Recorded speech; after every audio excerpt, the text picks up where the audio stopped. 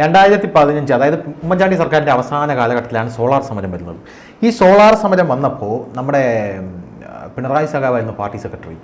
CPM-ൻ്റെ വലിയ ഗംഭീരമായിട്ടുള്ള സമരമായിരുന്നു CPM സംഘടിപ്പിച്ചത്. കാരണം ഇപ്പോൾ നമ്മൾ കൊതിക്കുന്നു അതുപോലൊരു സമരം കാണാൻ.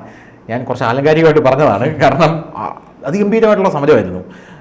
ചക്രസ്തംഭന സമരം പോലെയുള്ള സമരങ്ങൾ പാർട്ടിയുടെ കൈവിട്ടങ്ങ് പോയി സമരം. അതായത് സെക്രട്ടേറിയറ്റ് വളയുന്ന സമയത്ത് എനിക്ക് ഇപ്പോഴും ഓർമ്മയുണ്ട്. ആ സമയത്ത് ഞാൻ സെക്രട്ടേറിയറ്റിൻ്റെ നടയിലൂടെ എനിക്ക് അപ്പുറത്ത് പാസ് ചെയ്യേണ്ട ഒരു ആവശ്യം ഉണ്ടായിരുന്നു. ജനങ്ങളെ പോലും കടത്തിവിടില്ല, ജനങ്ങളെ അടക്കം വലിയ രീതിയിൽ വിരട്ടി മാറ്റി നിർത്തുകയായിരുന്നു. ഇപ്പം നമ്മൾ പിണറായി സർക്കാരിനെ ഉമ്മൻചാണ്ടി സർക്കാരിനെ താഴെ ഇറക്കുമെന്ന് പറഞ്ഞുകൊണ്ട് ഈ ഉമ്മൻചാണ്ടി സർക്കാരിനെ താഴെ ഇറക്കുമെന്ന് പറഞ്ഞ് ഇവർ കൊണ്ടുവന്ന ചക്രസ്തംഭന സമരം, പക്ഷേ ഇനി എൻ്റെ ഓർമ്മ ശരിയാണെങ്കിൽ 2 ദിവസം നീണ്ടു നിന്നു. 2 ദിവസം നീണ്ടു നിന്നു. എല്ലാ മാധ്യമങ്ങളും ഉണ്ട്, ഭയങ്കരമായ കവറിങ്, അതിഭീകര കവറിങ്. നമ്മുടെ സകലം അന്നറിയാലോ, ഇന്ന് സോഷ്യൽ മീഡിയ അന്ന് ഫ്ലറിഷ് ആയിട്ടില്ല. അപ്പോൾ അത് ഭയങ്കരമായിട്ട് ഇങ്ങനെ കവറാവുന്ന ആ സാഹചര്യത്തിൽ എല്ലാവരും ഇതിൻ്റെ പറയുക. സോളാർ, സരിത, CD, നമ്മുടെ നികേഷ് കുമാറൊക്കെ CD തപ്പിപ്പോകുന്നവൻ്റെ ബാക്കിൽ കൂടെ പോവുകയാണ്. അങ്ങനെ വലിയ ഗംഭീര സമരമാണ്. പക്ഷേ ഇത് എവിടെ ചെന്ന് നിൽക്കുമെന്നൊരു ആകാംക്ഷ ജനങ്ങൾക്കുണ്ടായിരുന്നു. എപ്പോൾ നമ്മൾ നോക്കിയാലും ഒരു കമ്മ്യൂണിസ്റ്റ് മൈൻഡ് സെറ്റുള്ള ആൾക്കാരാണ് മലയാളികൾ. അതുകൊണ്ട് കമ്മ്യൂണിസ്റ്റുകാരുടെ സമരമൊക്കെ ഭയങ്കര ഗംഭീരമായിട്ട് നോക്കി കാണുന്ന ആൾക്കാരാണ്. അപ്പോൾ ഇത് എവിടെ ചെന്ന് നിൽക്കുമെന്നൊരു ആകാംക്ഷ ഉണ്ടായിരുന്നു. പക്ഷേ 2 ദിവസത്തിനപ്പുറം ആ സമരം പോയില്ല. 2 ദിവസം കഴിഞ്ഞപ്പോൾ സമരം, ഞാനും അത്ഭുതപ്പെട്ടു പോയി. 2 ദിവസത്തിനകം ഇവർ നിർത്തിയോ ഈ സമരം? അത്ഭുതപ്പെട്ടു. അപ്പോൾ 3-ാമത്തെ ദിവസമായപ്പോൾ എനിക്കിപ്പോഴും ഓർമ്മയുണ്ട്. അന്ന് എൻ്റെ വീട്ടിൽ മാതൃഭൂമിയാണോ മനോരമയാണോ എന്നറിയില്ല, പത്രത്തിൻ്റെ ഫ്രണ്ട് പേജിൽ ഒരു പടമുണ്ട്. അതായത് സമരത്തിന് വന്ന സഖാക്കന്മാരെല്ലാം കൂടെ കുളിക്കാനായിട്ട് കോവളത്തോട്ട് വന്നു. കോവളം നിറഞ്ഞു കവിഞ്ഞു. കോവളത്ത് സഖാക്കന്മാർ കുളിച്ചുകൊണ്ടിരിക്കുന്ന ദൃശ്യങ്ങൾ, അതായത് നമ്മൾ ഈ ആറ്റുകാൽ പൊങ്കാല കഴിഞ്ഞ് അമ്മമാരൊക്കെ പോകുമ്പോൾ ഈ ബസ്സിൽ കയറുന്ന ദൃശ്യങ്ങൾ, അതുപോലെ അങ്ങനെ സമരം ഒത്തുതീർപ്പായി. ഉമ്മൻചാണ്ടി രാജിവെക്കണമെന്ന് പറഞ്ഞു തുടങ്ങിയ സമരം പെട്ടെന്ന് സ്വിച്ച് ഇട്ടതുപോലെ ഉമ്മൻചാണ്ടി രാജിവെക്കേണ്ട, ജുഡീഷ്യൽ അന്വേഷണം പ്രഖ്യാപിച്ചാൽ മതി എന്നായി. അതങ്ങനെ പോയി. പക്ഷേ കഴിഞ്ഞ ദിവസം ജോൺ മുണ്ടക്കയം, പ്രമുഖ മാധ്യമപ്രവർത്തകൻ, വന്നിട്ട് ഒരു വെളിപ്പെടുത്തൽ നടത്തി. ആ വെളിപ്പെടുത്തൽ കുറച്ച് ഒരു സ്ഫോടനാത്മക സ്വഭാവമുള്ള ഒരു വെളിപ്പെടുത്തലായിരുന്നു. അദ്ദേഹം പറഞ്ഞത് സോളാർ സമരം ഒത്തുതീർപ്പാക്കിയതിൻ്റെ രഹസ്യം നിങ്ങൾക്കറിയാമോ? ഇത് ഒത്തുതീർപ്പാക്കിയത് ജോൺ ബ്രിട്ടാസാണ്, കൂടെ ഞാനും ഉണ്ടായിരുന്നു. അപ്പുറത്തെ ഭാഗത്തു നിന്ന് തിരുവഞ്ചൂർ NK പ്രേമചന്ദ്രൻ, ഉമ്മൻചാണ്ടി. ഈ സമരം ഒത്തുതീർപ്പാക്കിയതെന്ന് പറഞ്ഞു കഴിഞ്ഞാൽ നമ്മുടെ ഒരു ആരോപണം, പുള്ളി പറഞ്ഞത് ജോൺ ബ്രിട്ടാസ് അടക്കം ഉണ്ടായിരുന്നു ഒത്തുതീർപ്പാക്കിയെന്നാണ്. പക്ഷേ ഇപ്പോൾ ഒരു ആരോപണം, പുള്ളിയുടെ ഭാഗത്തു നിന്നല്ല, ഒരു ആരോപണം വരുന്നത് ഈ സോളാർ സമരം ഒത്തുതീർപ്പാക്കിയത് പ്രധാനപ്പെട്ട കാരണമെന്ന് പറയുന്നത് TP ചന്ദ്രശേഖരൻ. 2012 അദ്ദേഹം കൊല്ലപ്പെടുന്നത്. TP ചന്ദ്രശേഖരൻ്റെ വധവുമായിട്ട് ബന്ധപ്പെട്ട് നമ്മുടെ പ്രതികളെ പിടിക്കാൻ ഉമ്മൻചാണ്ടി സർക്കാർ അതിഭീകരമായിട്ട്, അതെപ്പോഴും അങ്ങനെയാണല്ലോ, അതായത് പിണറായി സഖാവ് അവിടെ നിന്നൊരു സമരത്തിന് ഒരു ആഹ്വാനം കൊടുക്കുമ്പോൾ ഇവർക്കെതിരെയുള്ള എന്താണ്, ലാവലിനാണോ TP കേസാണോ, അത് ഇവിടെ നിന്ന് കുത്തിപ്പൊക്കുക, അങ്ങനെ അതിഭീകരമായിട്ടുള്ള ഒരു ഗിവ് ആൻഡ് ടേക്ക് പോളിസിയാണല്ലോ. അപ്പോൾ TPയുടെ പ്രതികളെ പിടിക്കാനായിട്ടുള്ള ഊർജിതമായിട്ടുള്ള ശ്രമം നടത്താനായിട്ട് ഉമ്മൻചാണ്ടി പറഞ്ഞു. അപ്പോൾ അത് കണ്ട് ഭയന്നിട്ടാണ് ഇപ്പുറത്തെ ഭാഗത്തുനിന്ന് CPM ശരി എങ്കിൽ നിങ്ങൾ രാജിവെക്കേണ്ട, നമ്മളൊരു തക്കട തരികട ഗിമിക്സ് ഒക്കെ കാണിക്കും, നിങ്ങളൊരു കാര്യം ചെയ്യൂ, നിങ്ങൾ ഒരു ജുഡീഷ്യൽ അന്വേഷണം പ്രഖ്യാപിക്കാം എന്ന് ഞങ്ങൾ വാർത്താ സമ്മേളനം നടത്തി പറയാം, സേഫ് ആവും എന്ന് പറയുന്നു എന്നൊരു ആരോപണം വരുന്നുണ്ട്. അപ്പോൾ ഞാൻ ചോദിക്കുന്നത്, ഇത് മുഖപരിയായിട്ട് പറയണം, കാരണം കാണുന്ന ആൾക്കാർക്ക് ഇത് കൃത്യമായിട്ട് മനസ്സിലാവണം. ഞാൻ ചോദിക്കുന്നത്, ഈ TP എന്ന് പറയുന്ന ഒരു ഫാക്ടർ, TP എന്ന് പറയുന്ന ഫാക്ടർ CPM-നെ വല്ലാതെ പിടിച്ചു കുലുക്കിയ ഒരു ഫാക്ടറാണ്. CPM-ൻ്റെ അടിത്തറ മുഴുവൻ മാന്തി പൊളിക്കാൻ ശക്തിയുള്ള ഒരു JCB ആയിരുന്നു TP എന്നുള്ള കാര്യത്തിൽ യാതൊരുവിധ തർക്കവുമില്ല. TPയെ ഇത്ര കണ്ട് CPM ഭയപ്പെടുന്ന ഒരു സാഹചര്യം അന്നുണ്ടായിരുന്നു അതിഭീകരമായിട്ട്. പക്ഷേ ഇന്നത് വടകരയിൽ ഒരു വലിയ ഫാക്ടറായിട്ട് TP നിൽക്കുന്നു. ഈ TP എന്തുകൊണ്ടാണ് ഇത്രയധികം ഭയപ്പെടുന്നത്? TP എന്തുകൊണ്ടാണ് ഭയപ്പെടുന്നത്? രമയെ പോലും ഭയപ്പെടുകയാണ്. TP എന്ന് കേട്ടാൽ, അല്ലെങ്കിൽ രമ എന്ന് കേട്ട് കഴിഞ്ഞാൽ, വടകര എന്ന് കേട്ട് കഴിഞ്ഞാൽ അവർ ഭയപ്പെടുകയാണ്. ഇതിനുള്ളിൽ എന്തെങ്കിലും സത്യമുണ്ടോ?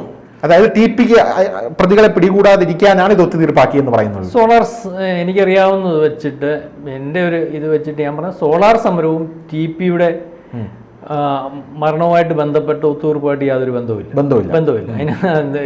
ഇപ്പം അത് ബന്ധമില്ല. ഞാൻ ഇപ്പം ധനുഷ് പറഞ്ഞതിൻ്റെ കുറേ കാര്യങ്ങൾ ഞാൻ കൃത്യമായിട്ട് പറയാം. ധനുഷ് പറഞ്ഞ ഏറ്റവും വലിയ സമരം, കാരണം ഉമ്മൻചാണ്ടിക്കെതിരെ എടുത്ത ഒരു ആയുധമാണ് CPM ഈ സമരം എന്ന് പറഞ്ഞാൽ. താഴെത്തട്ടോട്ട് പല സമരങ്ങളും നടത്തി. സമരങ്ങളെന്ന് പറഞ്ഞാൽ ഓരോ പ്രദേശത്തെ സമരങ്ങൾ, മാർച്ചുകൾ, സത്യാഗ്രഹങ്ങൾ, ചക്ര സമരങ്ങൾ, ഹർത്താലുകൾ, ഏറ്റവും അവസാനം ഓരോ മണ്ഡലങ്ങളിലെല്ലാം ഏറ്റവും അവസാനം അതിനകത്ത് അടിക്കടി ആരോപണങ്ങൾ വന്നുകൊണ്ടിരിക്കുകയായിരുന്നു. നിങ്ങൾക്കറിയാലോ, ഓരോരുത്തർക്ക് വേണ്ടി എല്ലാ നേതാക്കന്മാർക്കെതിരെ, ഇല്ലാത്ത നേതാക്കന്മാരെന്നല്ല, ഏറ്റവും അവസാനം ഉമ്മൻചാണ്ടിക്കെതിരെയും ആരോപണം വന്നു. അപ്പോൾ അവരിങ്ങനെ അവർക്കൊരു രസം. രാവിലെ ഇപ്പോൾ നമ്മുടെ ഈ യദു എന്ന് പറയുന്ന പയ്യൻ വന്ന് ഈ മാധ്യമങ്ങളുടെ ഫ്രണ്ടിൽ നിൽക്കുന്ന കണ്ടിട്ടില്ല, അതുപോലെ അന്ന് ഇതിപ്പോ ഒരു ഹരവാണ് കാര്യം. ആ സമയത്ത് ഈ പെണ്ണുമ്പിള്ള അങ്ങോട്ട് വരിക, മാധ്യമങ്ങൾക്ക് വേറെ ഒരു ജോലിയില്ല, കഷ്ടമാണെന്ന് ഓർക്കാം. അതെ, ഒരു ജോലിയിൽ ഇവരുടെ പുറകെ പോവുക, അന്ന് രാവിലെ തൊട്ട് വൈകുന്നേരം വരെ കുഞ്ഞുങ്ങളെ പോലും നമുക്ക് TV കാണിക്കാൻ പറ്റാത്ത ഒരു രീതിയിലേക്ക് ഇങ്ങനെ പോയ സമയത്ത് ഈ സമരം അവസാനത്തെ ഏറ്റവും വലിയൊരു സമരം ഓപ്പറേറ്റ് ചെയ്യുകയാണ്. ഉമ്മൻചാണ്ടി രാജിവെക്കണം, സെക്രട്ടേറിയറ്റ് ഉപരോധം, 1 ലക്ഷം പേരെ പങ്കെടുപ്പിക്കുന്നു. ഈ അണ്ണാ ഹസാരയുടെ ഒരു സമരം കണ്ടുകൊണ്ട് തുടങ്ങിയൊരു സാധനമാണ്. അണ്ണാ ഹസാരയുടെ സമരത്തിന് ഞാൻ ആദ്യമേ തന്നെ പറയാം, അതിൻ്റെ പുറകിൽ RSS എന്ന് പറയുന്നൊരു വലിയ സംഘടന ഉണ്ടായിരുന്നു. കാരണം ഭക്ഷണം കൊടുക്കുന്നത് ഒരു മനുഷ്യൻ്റെ ദിനചര്യയെ കൃത്യമായിട്ട് കൈകാര്യം ചെയ്യാൻ, ഇതുപോലുള്ള കാര്യങ്ങൾ കൈകാര്യം ചെയ്യാൻ RSSൻ്റെ ആ ഓർഗനൈസേഷൻ്റെ ഒരു കപ്പാസിറ്റി ഇന്ന് ലോകത്ത് തന്നെ വേറെ ഓർഗനൈസേഷൻ ഇല്ല.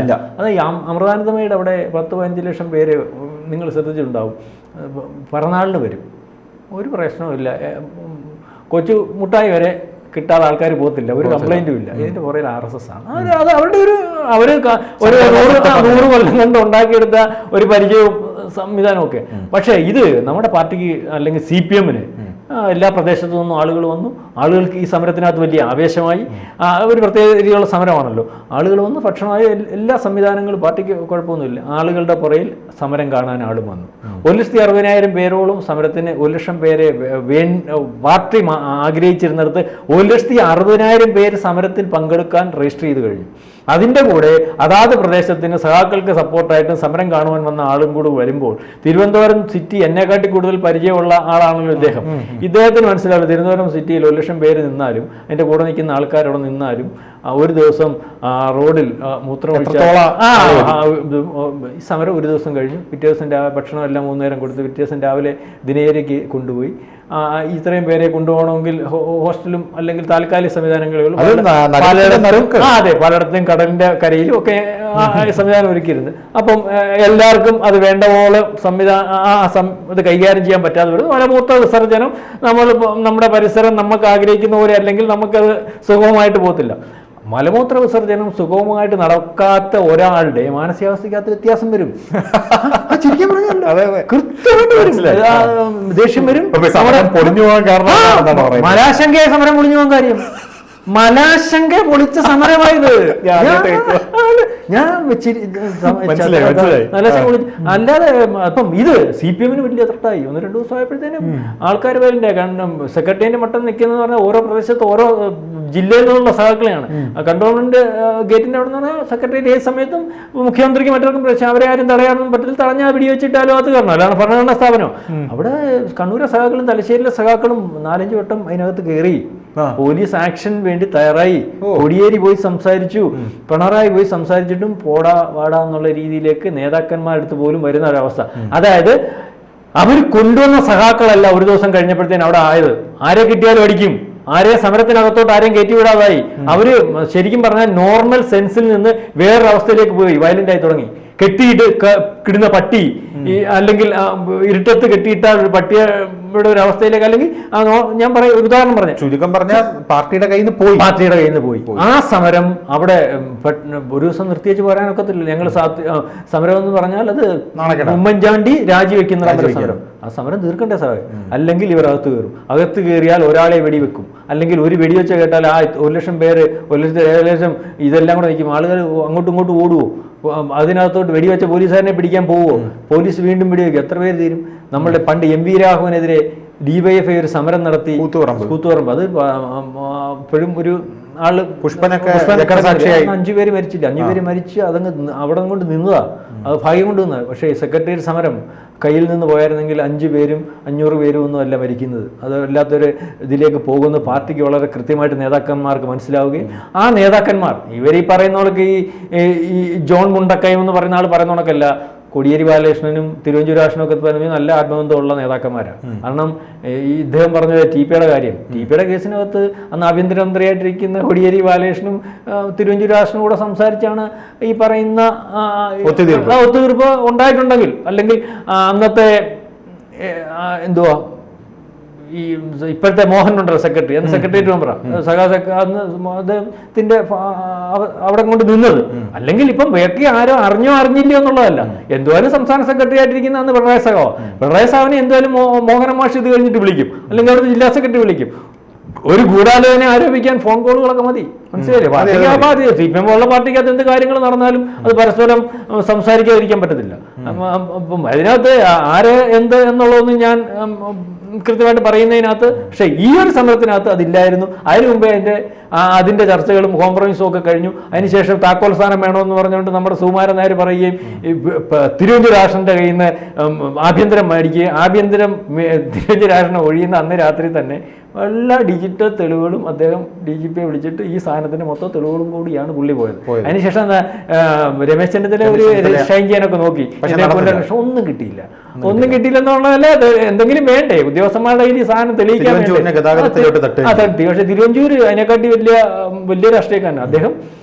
അദ്ദേഹത്തിന് ആരോട് കരാറുണ്ടാക്കിയോ ആ കരാർ അനുസരിച്ച് തന്നെ പുള്ളി എവിടെ വെച്ച് ആ കേസ് സ്റ്റോപ്പ് ചെയ്തോ അവിടെ വെച്ച് സ്റ്റോപ്പ് ചെയ്യത്തക്ക രീതിയിൽ ഒരു തെളിവും അവശേഷിപ്പിക്കാതാണ് തിരുവഞ്ചൂരാഷൻ ആഭ്യന്തര മന്ത്രിസ്ഥാനത്ത് നിന്ന് മാറിയെന്നാണ് എനിക്കത്. അപ്പം ശരിക്കും പറഞ്ഞാൽ TPയുടെ വാദം ഇതിനകത്ത് ഈ പറഞ്ഞതല്ലേ, TP കൊന്നത് എൻ്റെ ഒരു അഭിപ്രായത്തിൽ പറഞ്ഞാലേ കൊന്നത് അല്ലെങ്കിൽ VS ആണ് ഈ TPയൊക്കെ ഈ പല സഹാക്കളെ ഈ പാർട്ടിക്കകത്ത് ഒറ്റിക്കൊടുത്തത്.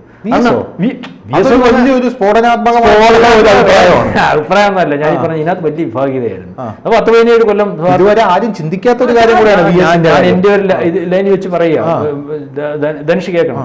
10-17 കൊല്ലം സെക്രട്ടറി ആയിട്ടിരുന്ന ആളാണ് പിണറായി സഖാവ്. പിണറായി ആ സ്ഥാനത്ത് കൊണ്ടുവരുന്ന VS ആണ്.